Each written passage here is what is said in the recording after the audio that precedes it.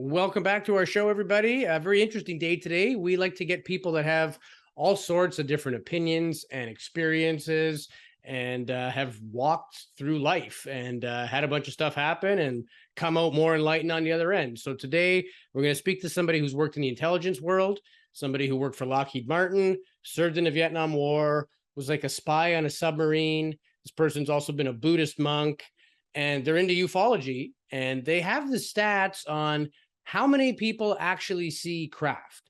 And like, what would you say, Jay? Like, what do most people think the ratio is? I would think most people would say 1 out of 1,000 people have seen a Or UFO I've or even something. heard it said 1 out of 10, 1 out of whatever. And nobody really knows. And there's all these varying opinions that have kind of infiltrated this topic. So we want to speak with somebody who's actually done the math, looked at the raw data, and published it. And we're going to do exactly that today. So it's going to be a great episode. Cheryl Costa's on the show. She's going to explain her varying opinions on things and everything from consciousness to what being a Buddhist monk taught her and what she really thinks is going on with the UAP phenomenon. So we'll be right back in a minute with Cheryl Costa. Let's do it.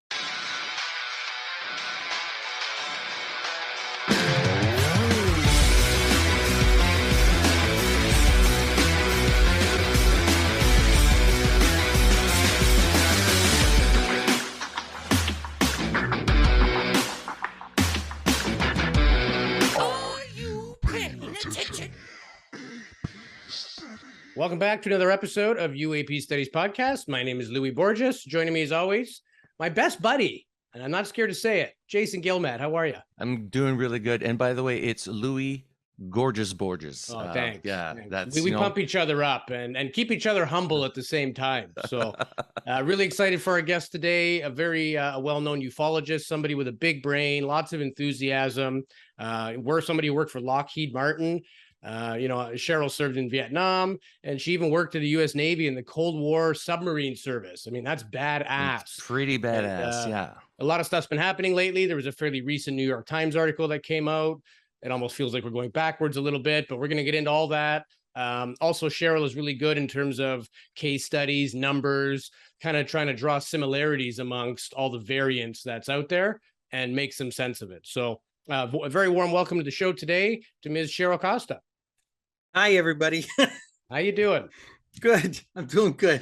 It's been a rowdy morning. I bet. Us too. This is episode number 2 for us today in our recordings. Sure. And we're changed up and fresh and excited to get into it. And Jason always says any day you get to chat about UAPs is a great day. So works for me. So tell us a little bit about why you're interested in all this stuff and why you put so much time and effort into doing what you do.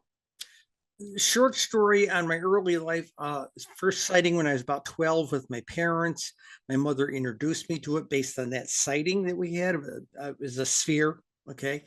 And it was not just something we thought, oh my God, and it's gone. No, it sat there for 25, 30 minutes before it decided to go, gone, got through into high school. My mother and I were both very well read. Early Von Daniken, all the guys who were published back in those days. There was a ton of them. Okay, in the late 60s, and then I went in the service, and I had another sighting on Christmas Eve, 1971, in Cam Ranh Bay, Vietnam, with a friend of mine. Wow. Okay, and it was about 11:30 at night. We saw this thing streaking across the sky, and it just stopped like a rock. And my friend looked at me. We were walking down to the chapel to go to midnight mass for something to do, And I said, jets don't stop. And he says, and helicopters don't fly that fast, And then I said, if that's what I think it is, it's going to start dancing around like a fairy. Darn if it's gone, And neither one of us would talk to anybody about it. We were both under all kinds of strictures for clearances and stuff like this. So, going from the Air Force, I had a 2-year break because my hometown got wiped out in a flood. Went and then got a deal to go in the Navy for 2 years for high-tech training, which I did. And so I was in the military a total of about 9 years, 2 years in the Air Force, and the rest was in the Navy. Doing high-tech stuff. And the goofy thing about it was I was under a clearance. So I just, you play it close to your chest because they had a list of 100 things you couldn't be a member of and keep your clearance, and MUFON was one of them. Oh, really? Yeah, in those days it was. And then I got out of the military and was promptly sucked up by the aerospace industry. And again, I was under the same clearance restrictions because of what I did and what they were utilizing me for. And next thing, so it was 32 years in Lockheed Martin. So with this almost 10 years in the military and 32 years, I found 32 years with Lockheed, it was like 40 years under the lid of a security clearance that I couldn't talk about UFOs. Right. So I retired. They retired me in 2011, 32 years at Lockheed. And I finished up a 40-year-old bachelor's degree in entertainment writing. And the flavor of that was I went around, started pitching myself to newspapers. Okay, quote that retirement career. And everybody laughed me out of the office, chased me out of the office, or had security escort me to the door because I was pitching a weekly column on UFOs. And they thought that's ludicrous. And a little weekly newspaper, Syracuse New Times, said, I'll try you out for a month. At the end of a month, he calls me up on the phone and says, get over here, we need to talk. And I had that thought, oh my God, it's all over with, right? I walk in and he's already got other people in the meeting and he stops talking. I'm late. And I come walking in, he stops talking, points at me and says, there's our rock star. I said, what are you talking about? He says, you've been here a month, you're pulling more online page views than all the columnists combined. Wow. Just keep doing it, So within 6 months, they told me I was pulling a national audience on the online edition. And within a year, by the end of the year, they said the publisher and the digital editor got up there and said, she's pulling an international audience on a little dinky weekly paper, So that's what I did. So all the stuff you see me researching that I did in my columns, weekly column for 7 years, so 238 articles altogether. I treated sighting stories with the respect of, but I did it a matter of fact. It was just like the robbery across town, the fire down the street, the car wreck up on the expressway. I just treated it like another story. And the only thing we did different was I couldn't tell you who and I couldn't tell you why. But I could tell you what, when, and where. So if you heard me say Bob and Susie were on the hood of his car watching the stars and they saw this big going overhead, it wasn't Bob and Susie and it wasn't his 57 Chevy. Okay, right. But my editors were good with that. They said, you're entertainment writing, you're not a real journalist per se, so I had some slack. Yeah, here in Canada, we still have a problem with people not being able to be taken seriously, especially on the news. We mentioned that in a few podcasts now, but there's a huge problem that we're always 2 weeks behind the United States. So if the United States starts taking it seriously, then Canada slowly starts taking it seriously as well. But it still has that, on a lighter note, sort of vibe to it, like they're trying to make it look like this is something no, they might do a good local story about it, and this is what they saw, and they cut back to the anchor and he goes, exactly, that's what they do. Nudge, they've right? been doing it here for 50 years too. Oh, it's so annoying. And I always think so reporters need to take this seriously and treat it with the severity. They won't talk to me. The reporters won't talk to you? New York Times talked to me. Okay. World newspapers, after the New York Times did a major Science magazine article about our first book of statistics. Right.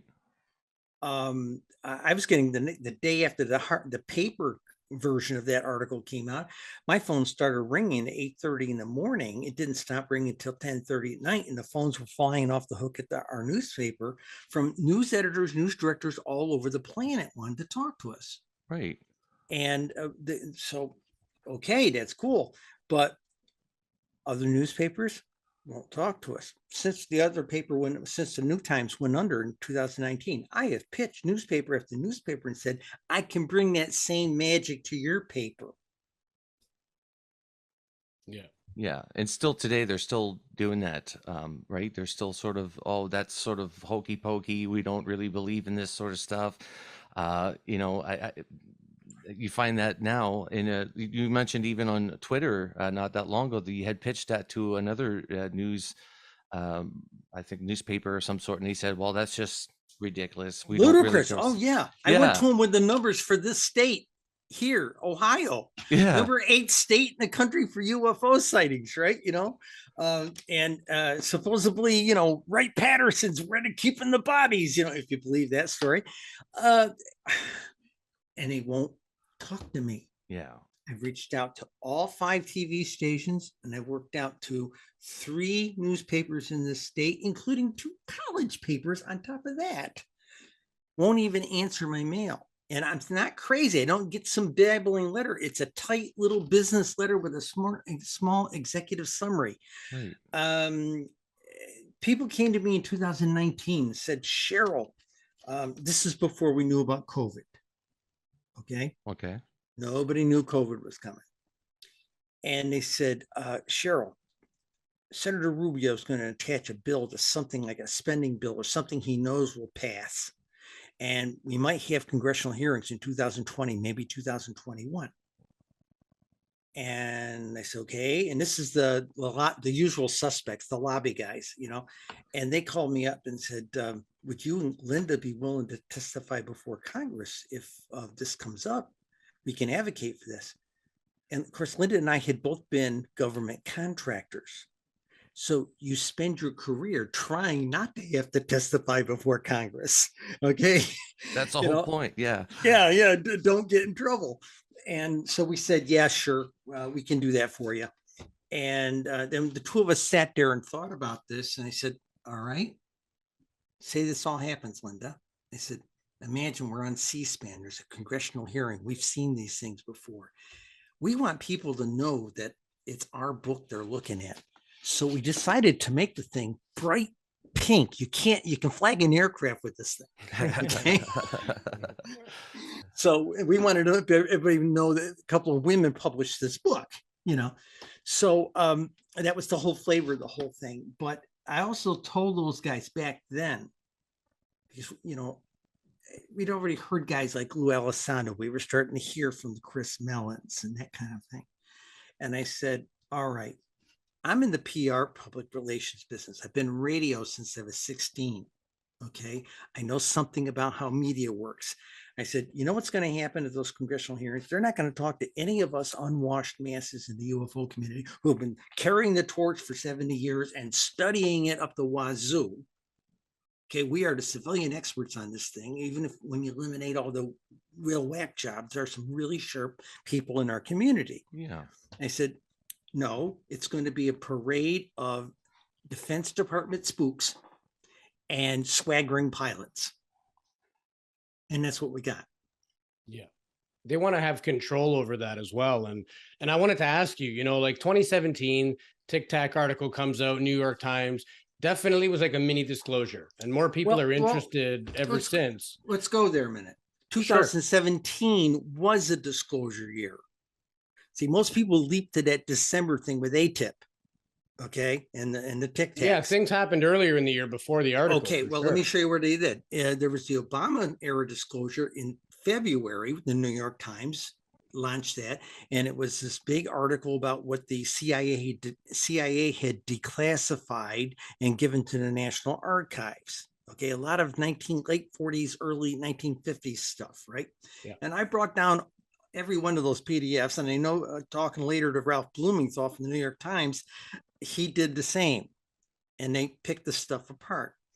And Linda and I came out with our book of statistics in March, April timeframe of 2017. And the New York Times said, we're going to do a story about this. We don't normally report this topic matter, but you women are the first ones to ever do statistics and have numbers versus just a nice story.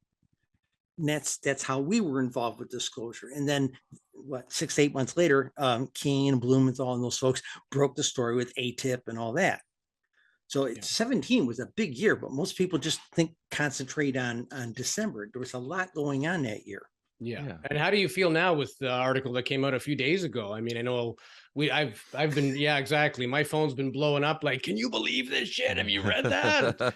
It feels like we're going backwards again. It's like, lift that rug up. The pile's already big. Let's just keep sweeping, like what happened from then until now? It felt like we were making progress, and now they have an easy way to refute all that stuff And it's what was it the term, Jay? Space garbage or some shit? Yeah, air garbage or Air garbage. some along Air those garbage. lines. That's Space the real garbage. threat. If we Space, have yeah. air garbage, that's scarier than UFOs.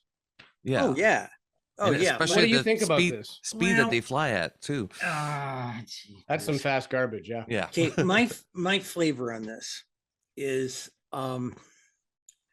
Dr. Valet could have told you this 10 years ago. Mufang could have told you this 7 or 8 years ago. Linda and Cheryl could have told you this 6 or 7 years ago. About 70 to 80% of the reportings are noise or junk. Okay.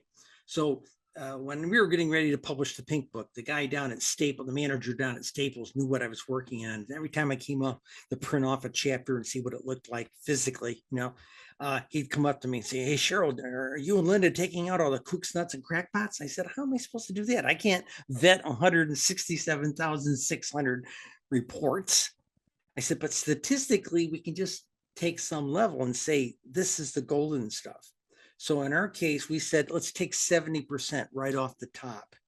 Just say 30% is worth looking at. So if they're saying this stuff is garbage, misidentified, which is what they're saying, garbage and misidentified and all this stuff, yeah, I'm good with their number, 70, 80%. I'm good with that. Okay. Yeah. Because when you look at, give me a moment, when you look at 30% from that 167,000 number, it works out to about 50,000 over 20 years, about 2,500 a year, about 210 a month, every month for 240 months of that 20 years, and about 4 a week if you were going to take that number and divide it by 50 states as if they were all equal. They are not, but as if they were all equal, it would be 4 serious sightings a month, every month for 240 months. Okay. And that number rattled a lot of people when I started using it on some of the podcasts and radio shows. And then you take it a step further, they say, well, there's always some FM radio announcer to say, "Oh, sure, they got to be more rare than that. They got to be more rare than that." And they look at him and say, the first thing is, "What's your thoughts on that?" I said, "First thing, if you think they got to be more rare than that, then you should be sleeping with a nightlight because you're scared to know what the real numbers are." Right. Okay, that's my attitude. Get a nightlight. That's just your country. That's not even globally, right? That's just the United States. Right. So I said, okay, let's take 99% off the top. Keep 1%. It's 1,676 for 20 years, about 84 a year, and about 7 a month. If these are the real starships, about 7 per month for 240 months of 20 years.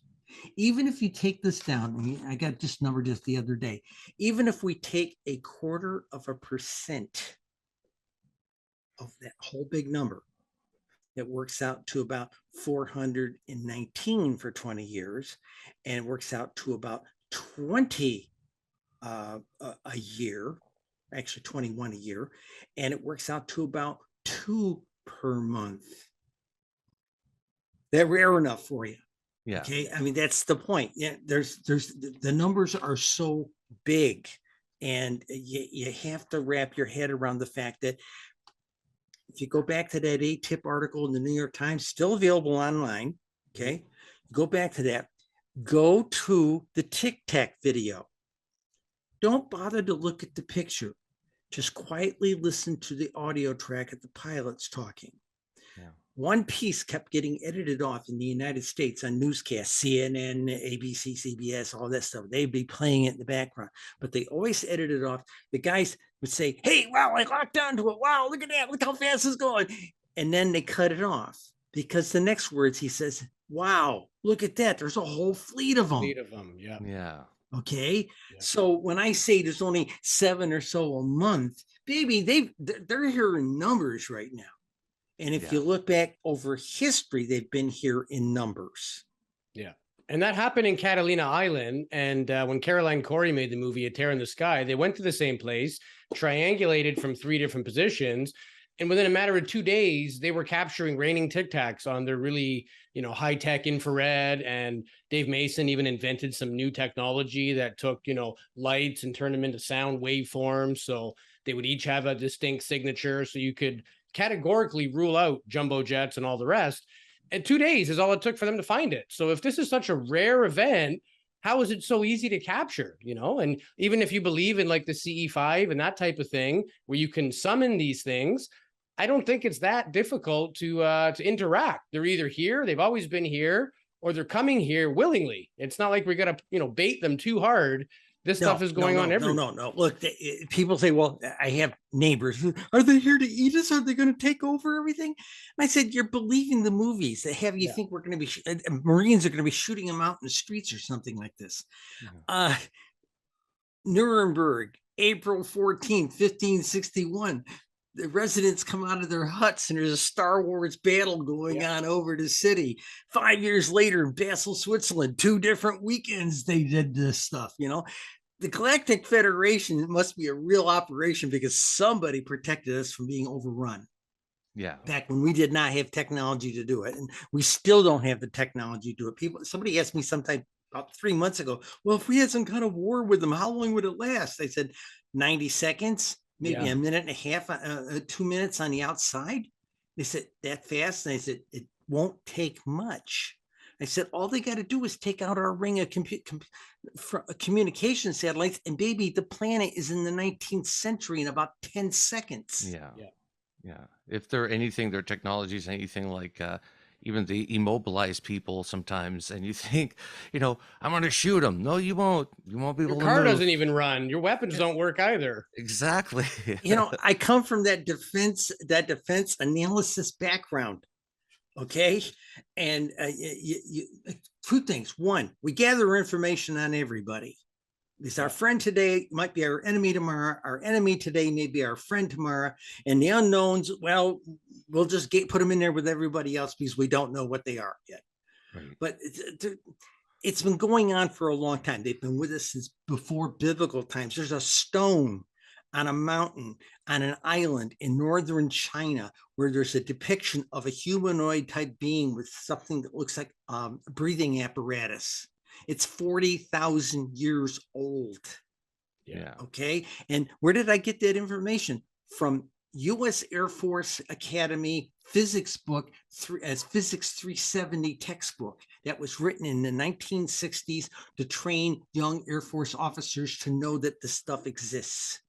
Oh, really? That's interesting. Yeah. That's interesting. Yeah. Yeah. Did not know that. So, you know, there's a lot to this, but think about what the PSYOP has been. Okay, PSYOP begins with our parents. Mom, I think there's something in the closet. Mom, I think there's something under my bed. Mom, I think there's ghosts in the attic. Yeah. It's your imagination. Forget about it. There's no such thing. So they start programming you to not see stuff. I lived in a Buddhist monastery for 7 years. I grew up in a clairvoyant family. From 4 years old, I was watching my grandmother and friends levitate tables and things, you know, and do Ouija boards and all this stuff. And I knew as a little kid, and they put me in Catholic school, for goodness sakes.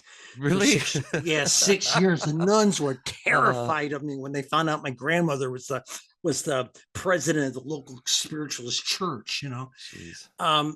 And they also figured out real quickly, within about 2 years, figured out I was clairvoyant. And he said, oh, you know, the bottom line on that whole thing is we are taught to try and not acknowledge or ignore the paranormal. There was a great line from the movie Beetlejuice. The living won't or can't or won't see the ghosts. Yeah. Okay. I heard that line in the movies. I said, oh, that is so true. Because we're taught not to see them. And when I got in the Buddhist monastery, when the Lamas understood what I was, and he embraced that. And at one point he says, you know, there's so much, this is a Tibetan guy, been living in a monastery since he was 7. And he says, you know, people around, they talk about all this paranormal stuff. He says, there's so much paranormal stuff going on around them on a day-to-day basis, but they've narrowed their view of reality. And they need to a truly serious being who's trying to learn to be at one with the universe has to learn to kind of expand the elasticity of their view of reality. Okay, so let's go there for a second. What does this mean?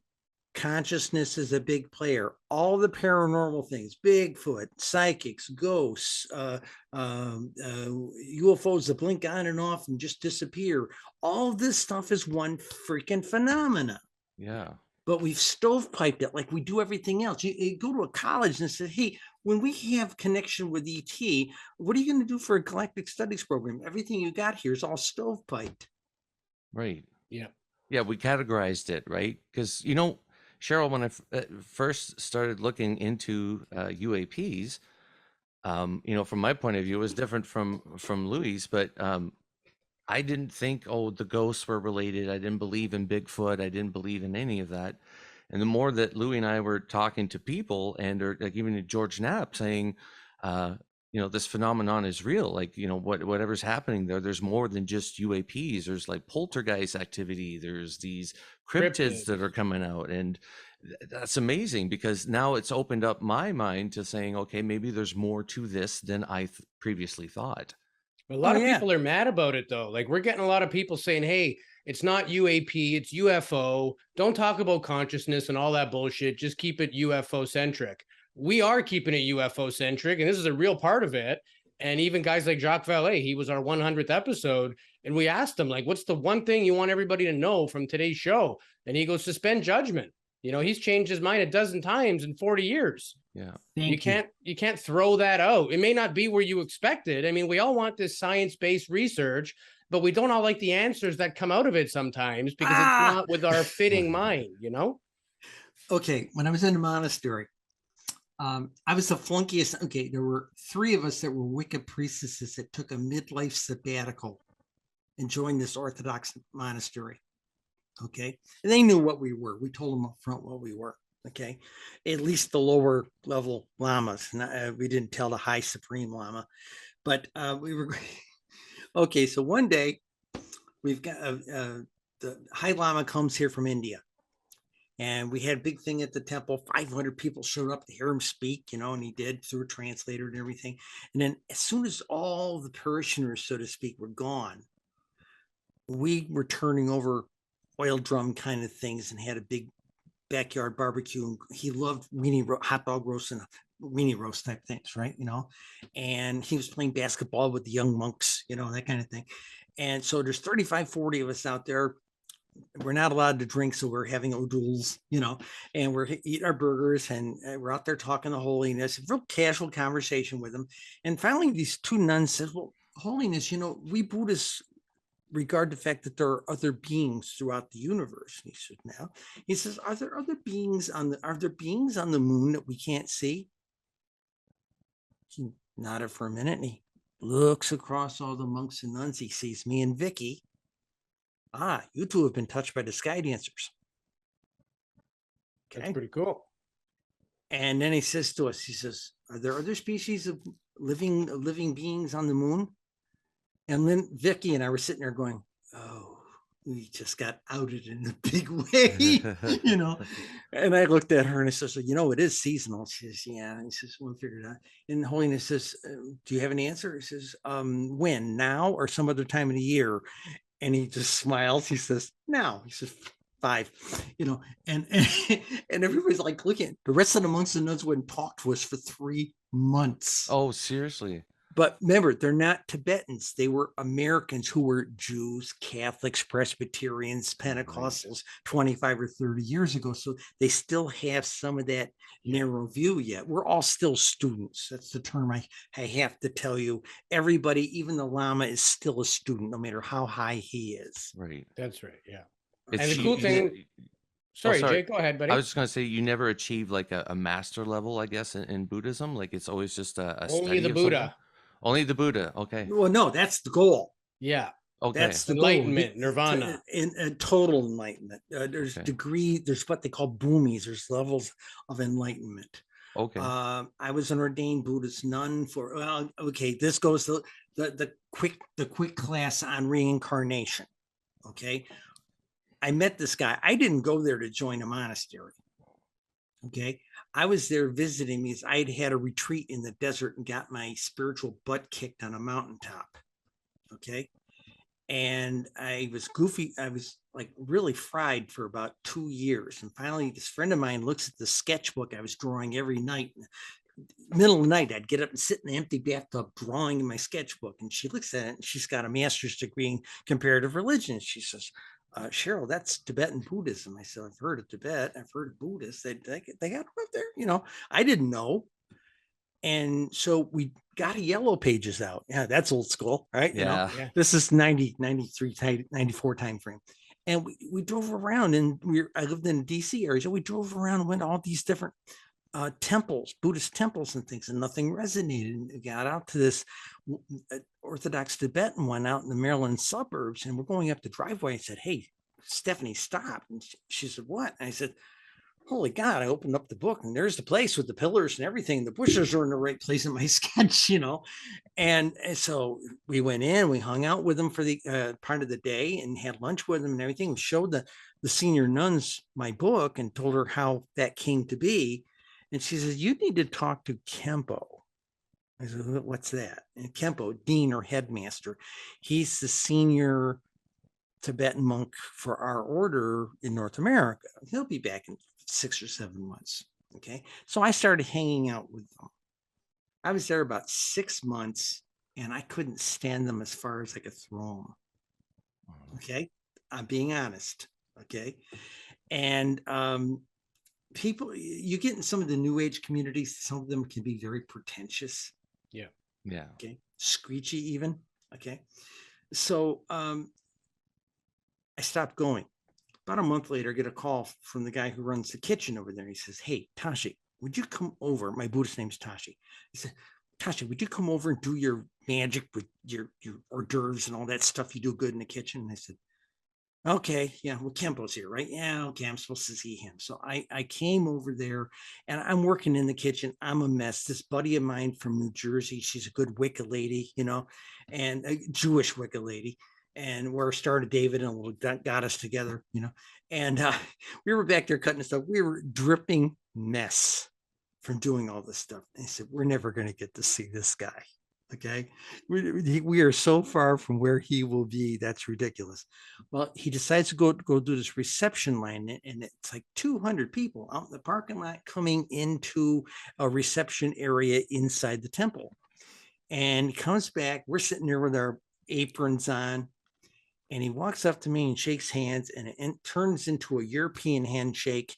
He's up in my face and he says, I know you.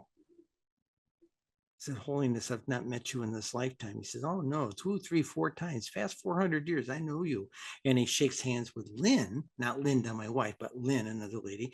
I know you too. And he looks back at his monks, his entourage, and says, these two, they've been hanging out together lifetime after lifetime. Nice to see you again. And he toddles off. Now, I'd always believed in reincarnation, but I never had it handed to me in a technical sense. The senior monk in this entourage says to me, I'd go talk to him. Fine. So Saturday morning, they've made an appointment for me, 15-minute appointments. This guy's booked all day, 15-minute appointments. You have to understand, at that time, I was Miss Corporate Success. Big hair, big makeup, big nails. Okay? Charcoal suit, red power blouse, heels. Went in to see this guy, bowed down on the floor like they taught me to do and everything. He starts laughing. He says, get up here, sit in the chair. So I sit in the chair next to him. He says, so what were you raised? I said, I was raised Roman Catholic. Oh, still Roman Catholic? I said, oh no, I've been running with the Wicca shaman people for the last 20 years. Oh, still doing the yogi stuff, huh? I said, yogi stuff? You mean I've done this before? He said, are you good at it? I said, yeah, I'm really good at it. He said, you think you learned it all in one lifetime? One step further, I got permission. I said, if this has been a real thing, I asked for permission to wear temporary monastic robes. That's the burgundy and yellow robes, Dalai Lama robes. Okay. All I had to do was get the local Lama's permission. This is an American chick, and get buzz cut, get a Navy haircut. Okay. Hey, I'd been in the Navy, no big deal. Okay. So I said, all right, fine. I got permission from the local Lama. The head monk at this particular temple, remember, we're all still students, American guy. He does not like me because I'm a trans lady. And he says, you don't know. We think you're confused. You don't know what gender you are. I'm not going to give you robes. I think the Lama made a mistake by saying you can wear robes. And I said, okay, fine. Well, I'm a theater person from way back, entertainment person, right? So I went home and made a set. Okay, I come in the first time I come in the temple. They look at me, all the monks and nuns start going, oh, that's wrong. That's wrong. Oh, you can't wear it like that. Da, da, da, da, da, da, da, da. And Kempo comes back to town about 2 months later. And the first thing everybody did was go to him and tattle. Okay, she made the robes wrong. She's wearing substandard wrong robes. So they make an appointment for me to go over and talk to him. I figure I'm going to get chewed out. He's making tea and sees me come in. He says, stop, turn around. Turned around twice for him. He says, so you don't believe in reincarnation? I said, I'd never said that. I just questioned whether or not I had known you previously. He said, well, how did you know how to make an old world cut set of robes? Like old school. Old school. So you made the originals. Original. I made them like they did in Tibet 100 years ago, not how the Americans wear them now. Yeah, that's cool. Okay. So him and I have had a 25-year relationship. It's very special. I was in robes for 7 years. I went to him one day. I said he had me managing a center up in upstate New York. I was the chaplain to 4 hospitals at burying people, the whole thing. And then he said, what did you learn on your mountaintop? I says, I mean, that was my mountaintop. He says, yeah, it was. I said, okay, I learned da, da, da, da, da, da. And he says, what has it taught you? I said, I'm no longer qualified to be a Buddhist nun. He says, true. He says, you're still welcome to wear the robes if you like for formality. But he says, I'd rather you go back to your yogi robes. And so next thing I know, I'm wearing different robes. And I was allowed to grow my hair. And I was allowed to have a spouse. Now, the spouse has to be equally qualified for me. But when Linda and I started courting, I did not know she was a Zen Buddhist. And he talked to her and she says, she's smarter than you are. So that's kind of how we met and how this whole spiritual side of this thing plays into the UFOs. And before I started writing my newspaper column, I asked my Lama if he would be embarrassed if I started writing a newspaper column. He said, no, you're bringing wisdom to the unenlightened masses about other beings everywhere, everywhere. And let's talk a little bit about Linda, because Linda's been, you're saying she's smarter than you, and she's been huge behind the scenes of these books. You're more the public person when it comes down to talking about your work together. Let's talk to us a little bit more about Linda. Okay, well, the two of us, we probably 30 years ago, neither one of us have looked at either of us. Neither one of us would give the other the time of day. She was a dyed-in-the-wool hippie back in the day. Right. Okay? And back at that time, let's say back in the 70s, I was one of those red-jacketed, white shirt and tie kids for Nixon. Okay. I came polar opposites. Polar opposites like you would not believe. I was in Cam Ranh Bay, Vietnam, base of 15,000 people. I was the only airman on the base to get a Christmas card from the president and Mrs. Nixon. Oh, wow. Okay. Not even the general got one. Okay. And that was certainly a buzz at the officers club that Christmas, so. Did you get extra push-ups? No, I didn't, but I didn't have to do any more really crappy duties after that. Nice. Oh, it was wonderful. It was weird though. But the bottom line was that, so been around. Now we both evolved and everything. Guess where we met? You'll never guess where we met. Let's say a UFO convention. Not even close. No? Okay, I'm off. Live action role play gaming. Oh, nice. LARPing, they call that, right? LARP. She was part of the permit for a campaign I was part of. She was part of the permacast, the NPCs that worked for the game master. And I was one of the regular players in this 3-year campaign. Okay. And we met that way. And we didn't realize we'd been dancing on edges of each other's circles in the pagan community for years. And I said, do you really know who I am? Oh, I know who you were. We saw you dancing naked, all painted up like a da-da-da-da at the last big festival that we did. There were some of us who did sacred practicing sacred dance at these things, and they painted me head to toe, for whatever I was usually picked as the contrary. While they were going clockwise in the circle, I was going counterclockwise. They would say yes, I would say no. Okay. So yeah, I always swim upstream. So we met in LARP, okay, and we resonated with each other, but I was still in robes. So I had to keep her away with a 10-foot pole, and I had no more announced that I was going to be dropping robes at the end of July that year. And I got an email from her half an hour later. I want firsties. So I told her, let's take a nice, slow courtship, and that's what we did. Yeah. And we tied the knot in a Unitarian church in 2005, 60 people. It was Elizabethan optional for clothing. The only person in a Western suit was the photographer. Right. So gives you an idea. We have an exotic household here. Now, Nice. Linda, head librarian at the Environmental Protection Agency Toxicology Library for 15 years. Previously had worked for the National Academy of Science in their publishing end. Okay, research librarian for them. Okay, and she was she worked for a company. Again, everybody in DC is a contractor to the government. So she worked for a company that supplied research librarians to the federal government. Okay. And of course, I work for Lockheed Martin. So, and that's basically how we met in LARP.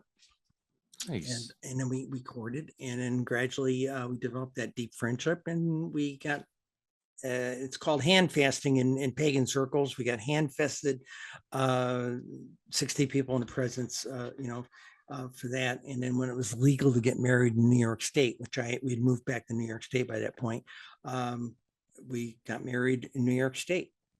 Nice. And that was funny because when they said this will happen a month from now, Linda and I were just going to go down, get the piece of paper at the county clerk's office and have the judge on duty, bless the thing. And that's it. We'd already had the big dresses and catered affair. And all of our employees my wife and I owned a designer fabric store. She managed it. I was the third key. And this is funny how this worked. People were coming to us saying, well, you should have something special. This is historic. Okay, same-sex marriage is historic. So one night after we closed the store, two of the employees and I, off the clock, so to speak, got our hand carts out, started moving some of our displays around, and we found we could open up a space. In about 20 minutes, we could open up a space in the front of the store where we could put about 35 or 40 lawn chairs. So we very restricted mailing list for guests, and we had a Zen monk come over from the Zen temple to marry us. Okay, and that was our marriage in August 5th, 2011. Okay, so we've been together 20 years, but we've been legally married a little over 12, something like that. Okay. Yeah. Nice. Smart lady. When we were writing my newspaper, I was writing my newspaper column. We had started adding up some numbers in New York State, which was my beat. And we found out that MUFON had county data in the database, but it was dependent on the person making the report to put it in. And 9 times out of 10, they didn't, or 8 times out of 10, they didn't, Okay. or they spelled it wrong or something. Okay. And then in National UFO Reporting Center data, which we have combined data, they didn't even collect county data. Okay. And so we had to add it. So we did some crunching together, this is around 2015. And when we were showing our reports to some of the retired New York State MUFON directors, MUFON former chief investigators, we didn't know there was a cluster there. We didn't know there was a cluster there either. Oh my God, where'd you get these numbers? This type of thing. So October 2015, Linda and I are sitting in her pub with a couple of pints waiting for our burgers. And she looked at me and says, look at all the cool stuff we found. What would happen if we did the whole country? And I said, how do you want to do that? course, she came from a toxicology lab. She says, look, MUFON, all these organizations are all focused on these case studies. They look at one autopsy and think it's going to tell them everything. Okay. They look at one dead ant and say it's this. So why don't we do a bigger thing? Let's do the whole country with 2 databases. The word she used was, let's measure the phenomena. Everybody else has been doing case studies and individual events. Let's measure the scale of the phenomena. And so people later would come to me, hey, you didn't do any case studies. Your word can't be valid. Well, wait a minute. No, instead of looking at one dead body, we decided to look at the disease model, which is what Linda brought to the table. That's how they found Love Canal. They were looking for a cluster of kids with childhood leukemia because it can normally be caused by certain kinds of toxins. And that's how they found Love Canal, by looking for disease clusters. So we started looking at UFOs in a similar way. Okay. That's the brains. That's the science side of it. And then I brought my intelligence skills and that kind of thing, and Lockheed Martin analysis skills to the table. And with modern tools and computers and databases, we were able to crunch the data in ways that people had never imagined to do. And I'm still doing it in interesting ways. So trying to show that to a TV producer and they glaze over. It's like trying to pitch an idea to a goldfish. Right. So where are we going in the next 6 months to a year? What do you think is going to happen? What can we expect? I know that's a loaded question and a difficult one to answer, but you are clairvoyant, so it should be easier. I'm clairvoyant, but it doesn't work on this. Believe me. You have no. I didn't see I didn't see all the red states in the United States passing 200 laws against trans youth. Okay. I didn't see that coming. And I'm an old school trans activist from the 80s. Okay. And I said, I'm horrified. This is Germany, 1933, as far as I'm concerned. But where do I see this going? Are we going to get a square answer on disclosure? I'm not holding my breath. They've done a good job of lying up to this point. Why should they change their ways? Sure. Yeah. Okay. Now, who's really pushing disclosure? Not the government. A lot of us who hammered them for years. I wrote my congressmen and senators for years, not even given the courtesy of a reply letter, until about a month and a half ago when I got a full-page letter from Senator Schumer, president of the Senate in the United States, thanking me for my support for congressional hearings. Who knew? Okay. Yeah. But do I expect them to open up on this? We're starting to see some of the fallout, the stuff in the New York Times saying, oh, it's mostly noise, it's junk, it's nothing, and that's fine. And that's going to calm some people down. Okay, we're not crawling in, we're not up to our butt in aliens. Okay, right. That's probably what they're trying to do, is tell us, oh, don't worry, And the classified stuff, they don't want to reveal what their methods are. Former military, I can respect it. I understand what the risks are by showing what your capabilities are. And you can't show a certain kind of thing because you reveal the kind of capability you have. That's why a lot of this stuff of reports used to be redacted. It's like, didn't want you to know how they knew about it. Yeah. Or who the people were working for them and where they weren't supposed to be, probably, or how they collected the data may not have been so legit. Yeah, or they maybe weren't supposed to be there. I mean, I've got 2 Navy medals for places I wasn't supposed to ever be, and I never was. Yeah. Okay, so that kind of thing, Yeah. Remember, living under, people talk about, oh, Lou Alessandro just shouldn't live by a security oath. He should do the right thing. Wait a minute. When you're under that security oath, you're under a kind of a stricture of, how do I want to say this? You're under a stricture of understanding that nobody will ever know what you did for your country. Point 1. Point 2, that somebody on your team has a bullet with your name on it. When you're at that level of work, okay? And you have to accept the fact that you will be going to your grave and no one that you love will know what you did. Okay.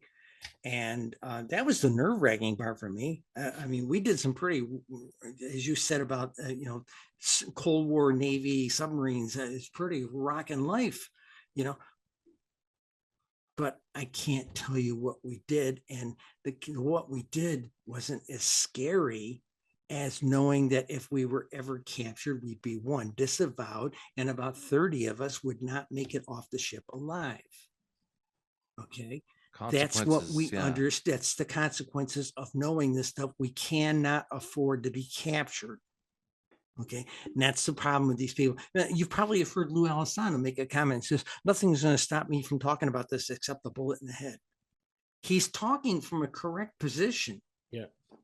Okay. He went to a lot of those UFO conferences wearing a bulletproof vest. Yeah. I saw it on him, So this is what people don't understand who've never been under a security oath. Okay. Now, a lot of stuff I dealt with has been unclassified, but I don't know what parts. And so I'm under structure not to talk about it. I was told, forget it. You were never there. Right. Fine. Good. Yeah. What's going to happen? They're going to come out with something. They're probably going to give us something. But remember the stricture they've been under. Orson Welles scared the snot out of the company in 1938 on Halloween. Okay, with the War of the Worlds. Yeah. Okay.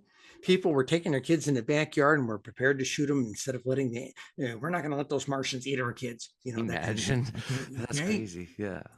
Well, they didn't know, but they came in halfway in the middle of a program that sounded like a news actuality. And the aliens were marching through the streets of Growers Mill, New Jersey, And so you tune into a cast like that being presented the way they presented it. Yeah. When the movie Independence Day was released, they did a similar thing in Madrid, Spain. A couple of the news stations to help promote the thing made an actuality and made it to advertise the movie, and it caused riots in Madrid. Oh, no way. Most people don't know that. But remember, I was in the news cycle. I knew about this, So we're not told everything. Nothing comes into all of our news. I produced a $75 a week cable access show from 1991 through the fall of 1992 about witchcraft by witches. Okay. And I had a senior writer at ABC News call me about 6 months after we were on the air and said, you caused a riot in Rome. I said, I'm a $50 a week cable access program. How do we do that? And this is the part of, we're not given all the news. Yeah. We're given the news they want us to hear. Okay. And if this call blanks out, you'll know why. Okay. Yeah.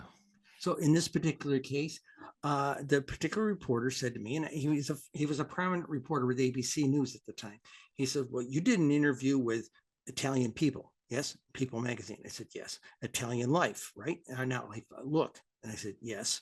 He said, didn't Rome Channel 4 interview you? I said, well, their bureau in DC did. Yes, of course. He said, well, it all hit the street the same week. The magazines were on the newsstand the same week, and the TV station played it in their 6 to 7 o'clock hour that week. And after that television piece aired, it was almost an hour long. It was a special about us. And they came to the studio, watched us doing these witch rituals in the studio and things like this. These women started coming out of the high rises in Rome, marching through the alleys, chanting. Okay. More women kept coming out and chanting. When they got to the closed gates of the Vatican, I'm told they were upwards of 3,000 strong, chanting in Italian, "We are the witches, we have returned." 3,000? That's a lot. Yeah. Yeah. Can't find it in ABC. Can't find it on Associated Press archives. Okay, can't find it in UPI archives. Okay, but I had it on authority from 3 different cable news people that had occurred. But certain things just don't bubble in the news. UFOs have not bubbled into the news for the most part since 1968 because Dr. Condon back in the congressional hearings back then said, oh, there's nothing to spend money on. We don't need to know about this stuff. These aren't the droids you want. Yeah. Okay. Yeah. And may he rot in hell for doing that, because he's put us 50 years behind the 8 ball. Yeah. Now, a lot of people assume that everything went dark. Parts of it went dark, but for the most part, I think the government is clueless about this, because when the Nimitz stuff happened up, nobody would touch it. They all believed the stigma like everybody else. And no, none of the little defense intelligence agencies wanted to embrace it until finally Navy intelligence said, well, they're not going to do it, we'll do it. Yeah. And Navy intelligence stepped up doing it, and thank God they did. Okay. And a lot of people are upset that the Navy recently said, okay, no more, we're not going to give you any more information. But as far as I'm concerned, the Navy did its part. It said, yes, that these incidences took place. The videos came out. They said, yeah, that's happened. Not hearing from the Air Force is concerning, you know, and Space Force is the new thing. And NASA is now investigating it. So, You're in Canada, right? Yeah, I'm in Canada. Yeah. Okay. Yeah. Let me say it this way. The Air Force Academy for a long time has been taken over by the evangelicals in my country. Okay. So the Air Force is again in that situation where Lou Alessandro said there was a level of middle management who didn't want us to be involved with the aliens for fear it was Satan and demons. Yeah. They were very religious, right? Exactly. Yeah. And I nailed Nick Pope to a wall on that one day. We were at a conference together, and I was having lunch with him, and I said, would you explain that to me? Is there a particular line in the Bible about this? And he told me what it was. And I said, you have got to be kidding. They're hinging it all on that? You know, and I said, oh my God, it's ridiculous. But again, you get people believing in certain things, you can't convince them otherwise. Yeah. So where I think it's going, I think where we are is we are going to be very disappointed with what I personally feel. I'm cynical at this point. We've been told 5 times in the last 15 years that, oh, we're going to have disclosure next Tuesday, you know. Yeah. Steve Bassett told us that a couple of times, you know, and nothing against him. I think the world is Steve, but there was all this hype. It was something was going to come out, and it piddled to nothing. They really don't want us to do this. And that, going back to Orson Welles, they don't want to scare the unwashed masses. Right.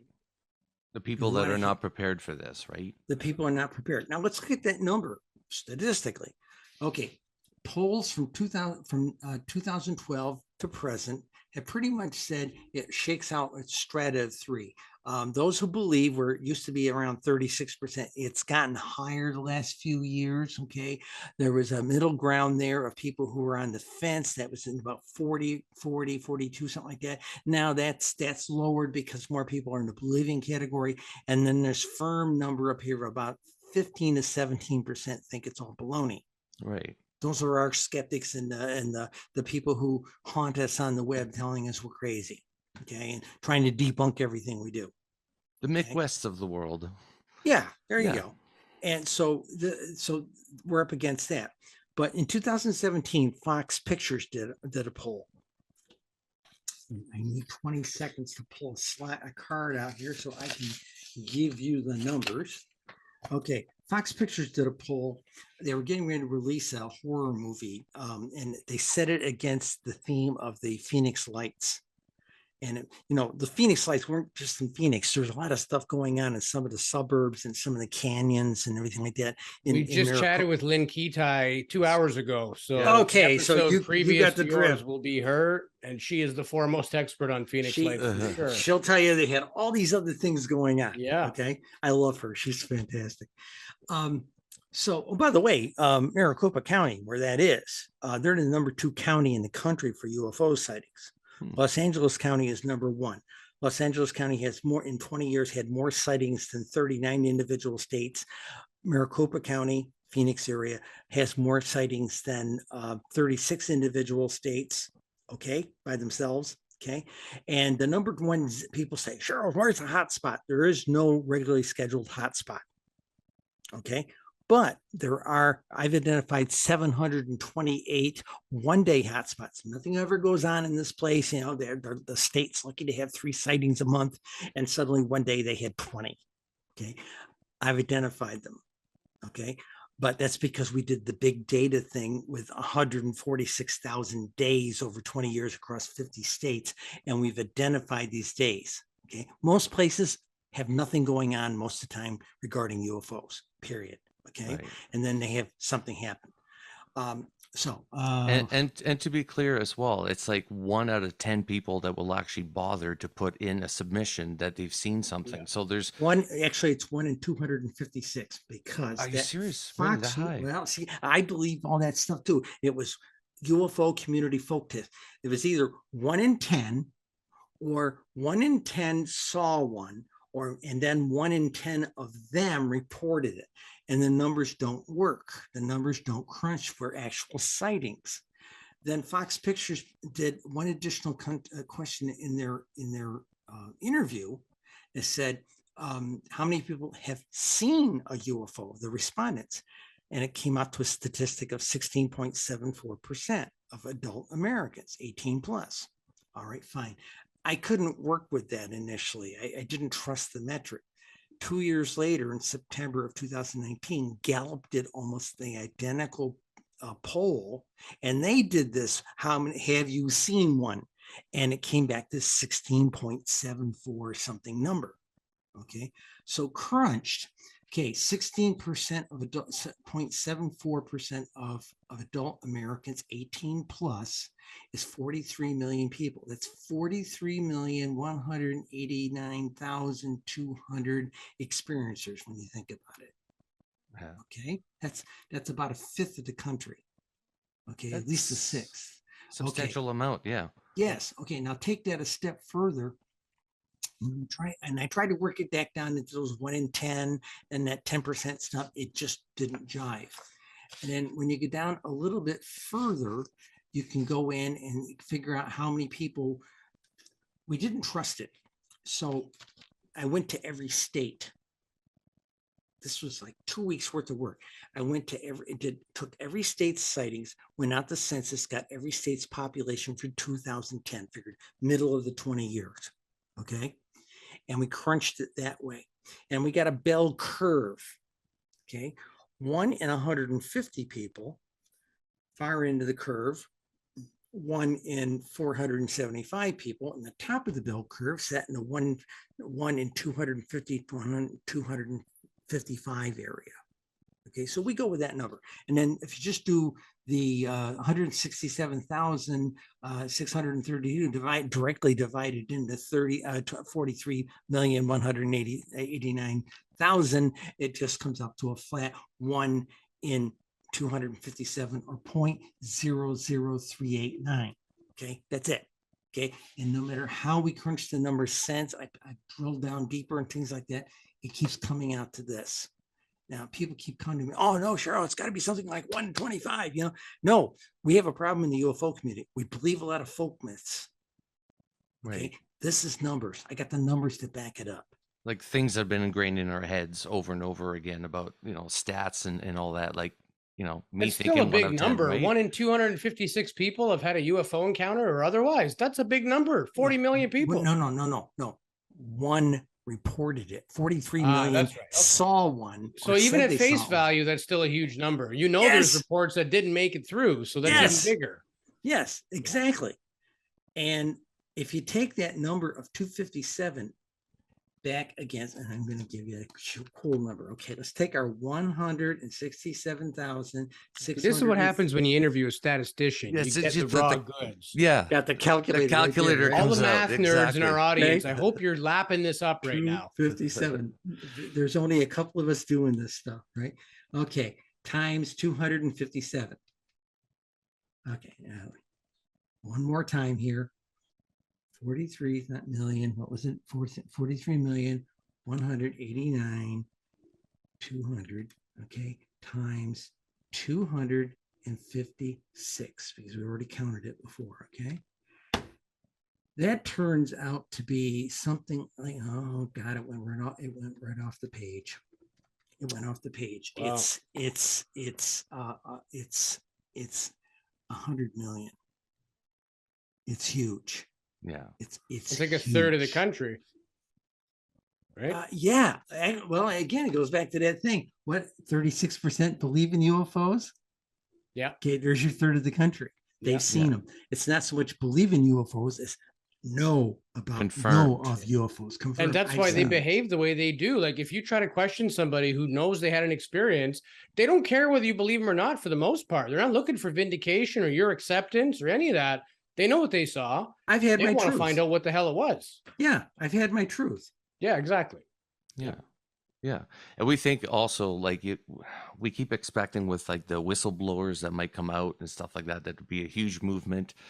People with non-disclosure agreements being able to come out and say, hey, I've worked on this program, or I've seen this, or I've done that.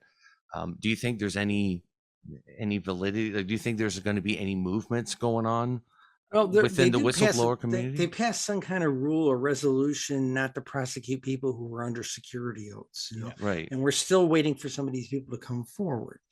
But when you think about when a lot of this stuff happened, 40s, 50s, 60s, a lot of these guys are dead. Yeah. Yeah. You know, so that's another beautiful thing about the intelligence community. We didn't start hearing about some of the most fantastic spy stuff in World War II because they classify that kind of stuff for 50 years. Okay, there's this idea we put a 50-year classification on it so the survivors of this thing can have a nice life before somebody comes and tries to pay retribution on them or something like that. You know, that's what that's about. Okay. Okay, what your audience needs to know, and we'll get this wrapped up, I think. Okay, we've identified 5 drivers and about 4 or 5 influencers. Not every state has an influencer. Okay, drivers, population. Now, lots of people in the community will sit there and knee jerk. Oh yeah, Cheryl, it's all about the big cities. That's where they all are. Well, we discovered that while the bigger numbers might be in the heavy population metro area, where the real sightings are occurring are after 6 o'clock at night to about 11:30 at night. And that is happening in the suburbs, the bedroom communities, the unincorporated communities further out in the rural communities. I've got a map here of zip codes here in Cuyahoga County, which is essentially Cleveland. And I've looked at other large metro counties like that. And you see this big string of sighting numbers across 2001 to 2020. Okay. But if you do it by hours of the day, midnight to midnight, you see a scattering of sightings throughout the daytime hours, getting bigger as you get into light hours. And then you look at the suburbs and it's largely empty. But if you look over here during the leisure, what we call leisure time and home time bedroom hours, boom, there's all the sighting numbers. And actually adds in Cuyahoga County, it adds up more during that window of time than it does downtown. Okay. Okay, so population, temperate weather. We found out that temperate weather is a driver. If you were looking at say a state like New York State, okay, up northern side part of the United States, you have a quiescent amount of sightings during the winter months and the fall months, but July, July, August points up like this. Yeah. We thought it was like that every place until Linda discovered this, until she was putting the books together, the charts together for the first book. And she said, did you notice that the summertime chart changes as you get further south? And I said, what? We got down Virginia, Maryland, that type of thing, and go across the United States. That peak comes down and the rest of those numbers come up. Now, who are those rest of those numbers? Dog walkers, smokers, and people out at night doing something. You got to be outside. Okay? Right. That's why the summer months are so much higher statistically, because everybody's outside, right? In northern states. Right. Go to Alaska and it's in the toilet because it's white nights. Right. Yeah. Okay. So we found out hours of darkness was the driver. So basically population, temperate weather, leisure time. We found, people, the most hot day of the week is Saturday. Okay. Friday's up there a little bit, Sunday's up there a little bit, but Saturday's through the roof, except in a handful of states. And I'm talking a handful. It's like barely 2 handfuls. Okay. And they all turned out to be southern states. And an intern that was working for a couple of interns that were working for Linda looked at that and said, well, we're from down south. Those are all southern states. He says, that's Bible study night, Wednesday and Thursday. You got to be outside. So they're coming out from Bible study. Hey, honey, look at that. Okay. Okay. And observer access to broadband is a driver. You've got to be able to report it. Now, I had a lot of bunkers come in. Well, you're telling us those are all mundane drivers. I said, this is as much about human activity as it is ETs. Let's just assume there's a lot of traffic up there continuously. Okay, just assume that there's lots of them there. Okay, this is about when we see them. Okay. In fact, if you look at the hours of the day chart for Clark County in Nevada, essentially Vegas, there's after midnight, after that number falls off, after midnight, there's a bump at there's a curve going downward, right? There's a bump at 1 o'clock in the morning, 2 o'clock in the morning, and 4 o'clock in the morning. And I sent that chart out to an investigator out there and said, hey, hon, can you tell me what this is? And she came back to me and said, oh, Cheryl, that's when the clubs, casinos, and the shows let out. Yeah. Okay. So, okay. Now, influencers. Some states have these. Proximity to water. People used to say to me, but Texas, how can it be the number 3 state? It's got twice the population of Florida. Florida's number 2. And I said, because Florida's got 1,200 miles of coastline and Texas has 450. Duh. Okay. And that makes a deal. Okay. Proximity to water. This is my friend, Tom Conwell, who you should have on. He's a paranormal investigator, but he took our original white book, put a US map on the wall, big one, and started sticking top hat pins into it, destroyed the wall. And he tracked it to toxic ecosystems. And we're not talking nuclear power plant. I got the address and zip code for every, down to the street address of all 55 nuclear power plants in the United States. Either people aren't reporting them there or they're just not there. People hear nuclear, they assume nuclear power plants. They assume toxicities. People who live in a town that's got a nuclear power plant, they're not living in a toxic waste dump. Okay. Now, nuclear side of that. Talk to Lou Alessandro, he'll tell you they're following the advanced technology. Since the end of the Cold War, not every base has nuclear weapons. In fact, most bases after the Cold War kind of shut down in the early 90s, most of the bases in the middle part of the America, except for like missile bases, were handed over to Air National Guard, Air Force Reserve, that kind of thing. So the assumption made from a 1970s evaluation using Newfork data against military bases, it doesn't hold true now because there's nothing there they're interested in. They're only interested in our high-tech active bases with high technology, and that is code word for nuclear technology. Our fleets have most of it, and the submarine bases have most of it, and that's the deal. Okay, and Lou backed me up on that. We had several conversations about that. Proximity, the toxic, dead coal mines, dead oil fields, dead gas fields, strip mines, heavily polluted, not just any polluted lake, heavily polluted lakes, heavily polluted rivers. They are extremely interested in our waste areas. And they have told, if you talk to Dr. Edgar Mitchell Foundation people there, Ray Hernandez, I don't know if you've talked to him or not. No. But you should. They interviewed 4,400 through email surveys, 4,400 experiencers, and they keep coming back. When they come back spiritual, doesn't matter if they were atheists, doesn't matter if they were a Bible thumper, they come back spiritual, point 1. And 2, ET told us to take care of our planet. Right. Which is a message that we hear quite a bit as well. Yeah. Okay. So there's your toxics. They're interested in our geological fault lines. They are basically nanny keepers. If you want to call it the Galactic Federation, I'm not calling it that, but if you want to call it the Galactic Federation, they're watching our geological faults for us.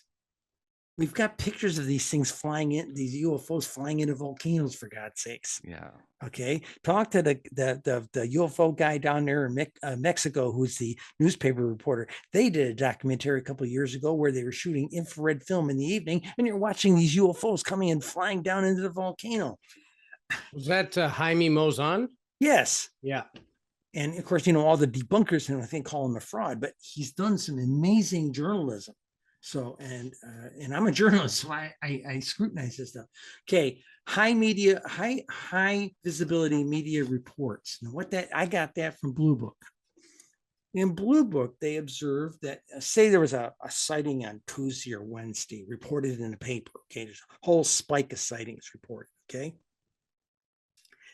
Back in the day of Blue Book, newspapers still reported this stuff. There was always a shower of sightings in the days afterwards. And they kind of wrote it off to like a copycat reporters kind of thing. Mm-hmm. Okay. Well, we took a look at it and using National UFO Reporting Center data, because when we did that, that's the one easily accessible online. Okay. And we looked at it from, I knew about these one-day hotspots. I'll give you an example. Indiana, okay, 2008. 2008 was a weird year, but you never hear anybody talking about it. Texas and some of the states around Texas, like Kansas and Indiana and like that, had an unusual yearly spike that year. Okay, they're going along with their normal graph of stuff in 2008. It's like that. Okay, so you never hear anybody talking about that because everybody's too busy looking at dead bodies and looking at crash sites and single events and not looking at the bigger picture. That's what we do. We look at the bigger picture. All right. Generational effect. You have that sighting. There's newscasts and newspaper reports in a local area. In the era now when people don't report UFOs in the paper, it never bubbles up to national reporting. Okay. But then we started going in and looking at the ones that it's in the week that report. It was a local local news reporting for 2 or 3 days about what happened. And this was called the Kokomo Lights. Okay. A state that averages 2 sightings a month had 25 in one day, mostly clustered in 2 counties. I've got the zip codes of every one of them. Okay. All right. Now, you look at these ones that happen after that, and they tend to be they're posted now, but they're retro reports from people probably read it in paper. Oh, National UFO Reporting Center. Maybe I should report that one I had 2 weeks ago or 2 months ago or 2 years ago. They turn out to be retro reporting. So high activity rates get people instigated to report these things. And the last point is the generational effect. Maricopa County, Los Angeles County. Grandpa told us about the Battle of LA in February 1942. He was there. He was watching the shells fall from the sky and all that stuff. Wow, maybe if we look up, we'll see something.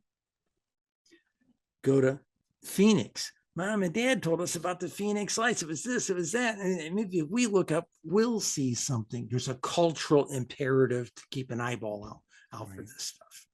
This is what we've learned about UFOs in the last 7 years, crunching the data. You guys have done a fantastic job at doing this data. Like even you were mentioning the amount of people, that 16.74%. That is a huge amount of people that would see that many, sightings in one country. That's not even the world. That's just in the United States. So I'm interested in finding out what worldwide, the percentage of sightings would be. Let's go there for 1 second. I can't tell you worldwide. In fact, you wouldn't believe how much mail I get from Europe and other places saying, right, can you do it for our country? Can you do it for Europe? But we had a tough time trying to connect with the reporting services. It was all mom and pop reporting services over in Europe, and every country had their own, so to speak, and there was problems with language, all this stuff. Okay. There was the issue of, there's a guy by the name of Rich Hoffman. Ever heard of him? Rich Hoffman. Okay, yeah. Rich Hoffman. Okay, he runs that gathering of academics down there in Huntsville. Scientific Community or Scientific Coalition of UAP Studies. Oh, yes. Okay. Right. CSU or SCU, whatever. And one of the Dr.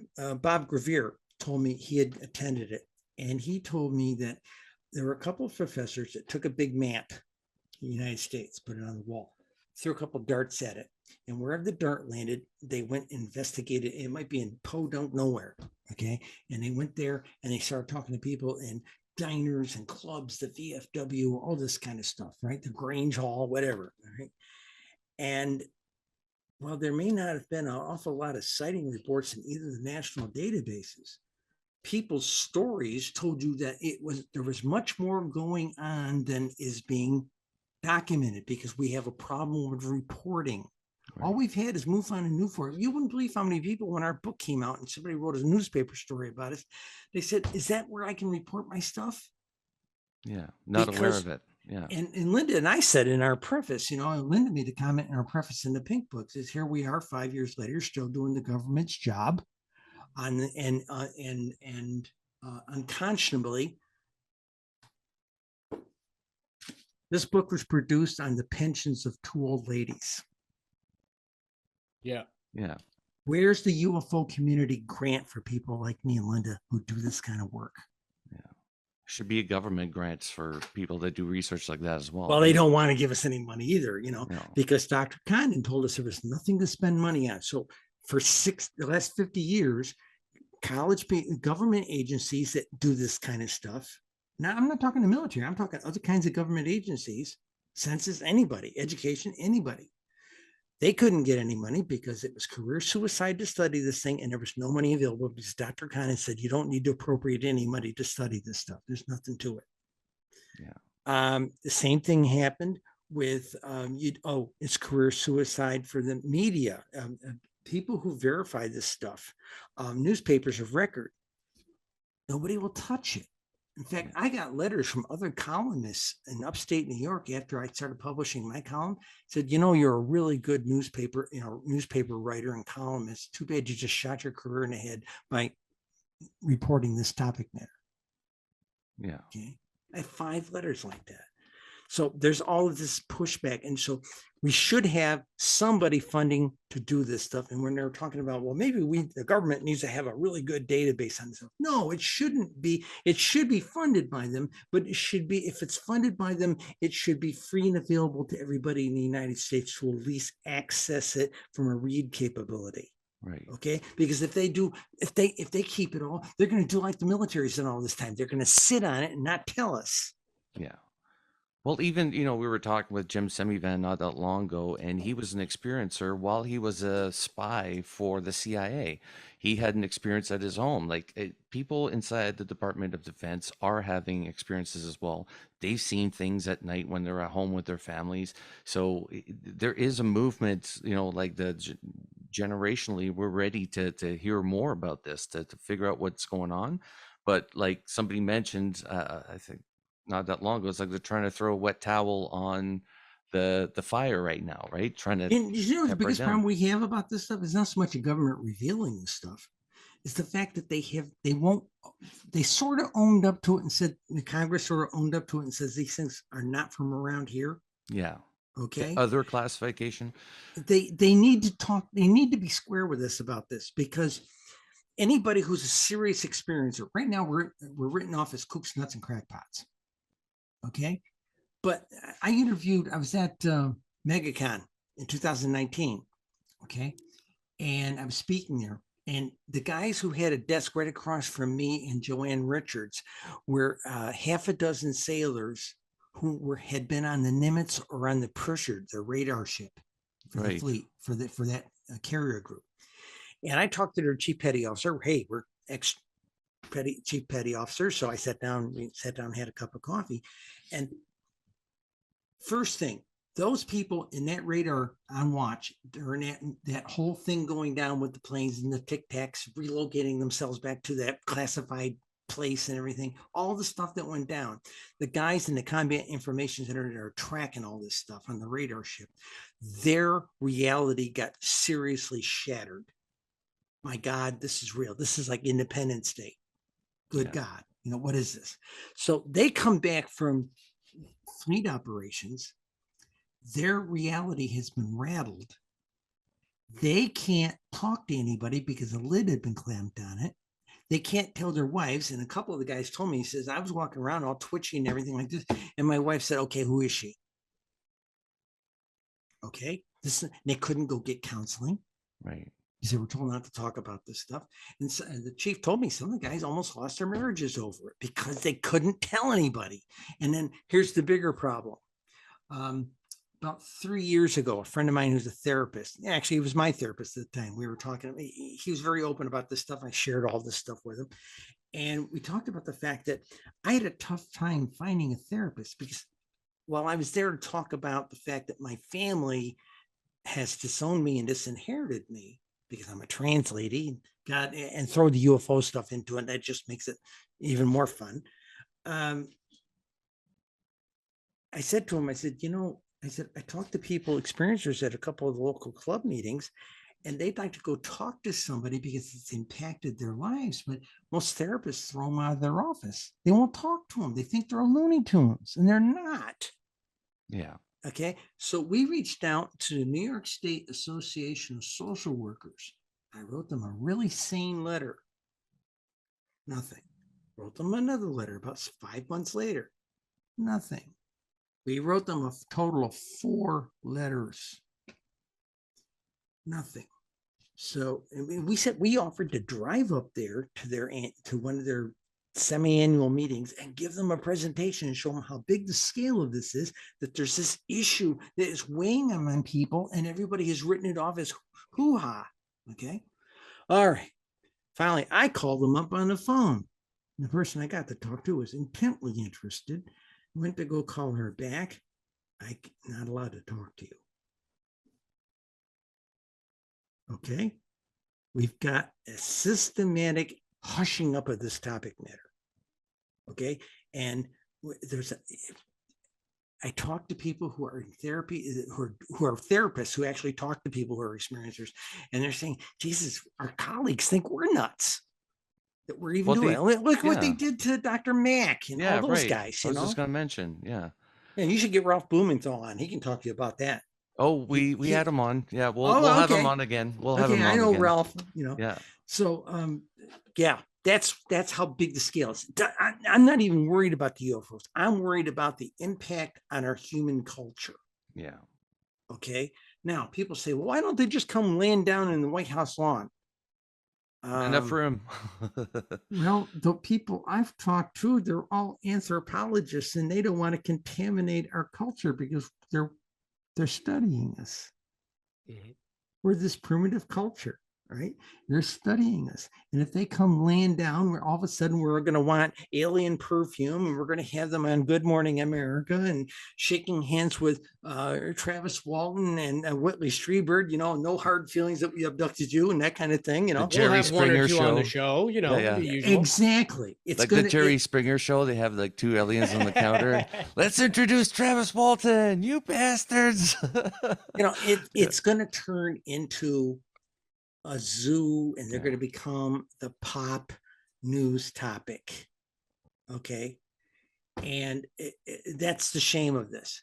Yeah. We truly need to be able to touch our cosmic brothers and sisters. Okay. And they want the best for us. They want us to open our minds up and become more spiritual. They want this for us. We want this. Some of us want this for us, but we've got all these childish games being played by our governments, by the elites in our country. It doesn't matter what country it is.